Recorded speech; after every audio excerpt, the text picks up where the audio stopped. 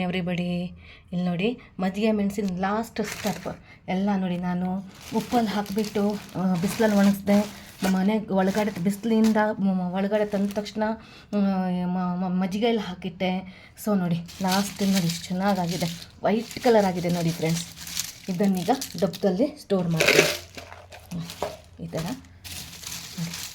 ಒಂದೆರಡು ಮೆಣಸು ಖಾರನೂ ಆಗಿಲ್ಲ ಫ್ರೆಂಡ್ಸ್, ತುಂಬ ಚೆನ್ನಾಗಾಗಿದೆ.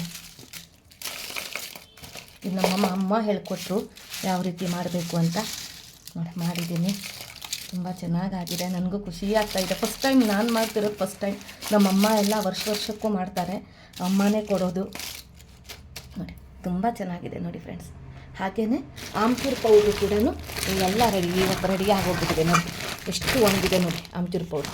ಈ ಥರ ಪ್ಲ್ಯಾಸ್ಟಿಕ್ ಕವರ್ ಮೇಲೆ ಹಾಕಿ ನೋಡಿ ನೋಡಿ ಹೀಗೆ ಹಾಕಬೇಕು. ನೋಡ್ತಾರೆ ನೋಡಿ. ಈಗ ಮಿಕ್ಸಿಯಲ್ಲಿ ಹಾಕಿಬಿಟ್ಟು ಇದು ಪೌಡ್ರ್ ಮಾಡಿ ಸ್ಟಾಕ್ ಮಾಡಿ ಇಡ್ತೀನಿ ನೋಡಿ. ಈ ಥರ ಆಗಬೇಕು, ಕುರ್ಕುರ್ ಅನ್ನಬೇಕು. ಮುರಿದಿದ ತಕ್ಷಣ ಮುರಿದೋಗಿಬಿಡಬೇಕು. ಸೊ ಮಿಕ್ಸಿಯಲ್ಲಿ ಹಾಕಿ ಪೌಡ್ರ್ ಮಾಡಿ ಸ್ಟೋರ್ ಮಾಡಿ ಇಡ್ತೀನಿ.